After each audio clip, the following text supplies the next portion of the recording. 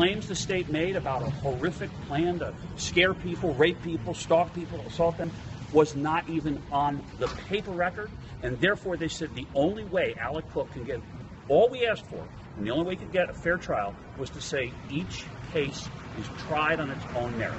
And so it was a very good decision, and the most important line in the decision is this: severance is necessary to ensure that the state is held to the appropriate standard of having to prove each charge beyond a reasonable doubt. It was the state, through the DA's office last fall, that overreached with statements they couldn't back up and charges that shouldn't have been joined. They have immense power, but the judges have more, and they said that was wrong, this is right, and we're pleased. And just why not try it in Dane County? We believe that if we tried to pick a jury in Dane County, we could never get 44 prospective jurors who didn't have at least 10 people who received alerts that there was a dangerous man on the loose on the campus. There are 40,000 total students, and there's another 10,000 staff. There are 50,000 people who are likely in the jury pool who were told our person, our client, our young man was a dangerous man who needed to be avoided. And who have received fundamentally inaccurate information about the facts of this case, and they've received it in a sensationalized way, and that's difficult to separate out.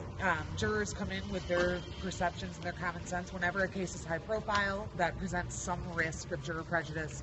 In the way that this case was treated in this community at the time of the initial charging decision, the coverage was so widespread and so inaccurate that we have concerns that people be able to set aside what they have read and separate the fact from fiction. Yeah, but the students at UW who know 10 and 20 and 100 other people are from all over the state. They are from all over the state. However, they're down here for purposes of the jury pool most of the time. But even if they're not, you got to remember that the reach of the university, the tentacles of the university campus go far. And let's face it, Madison is a media center for this part of the state.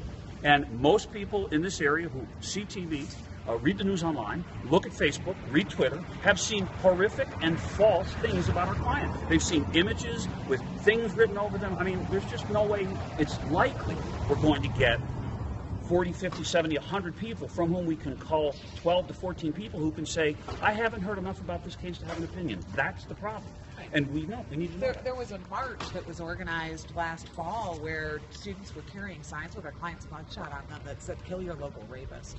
This is not an appropriate veneer to select on.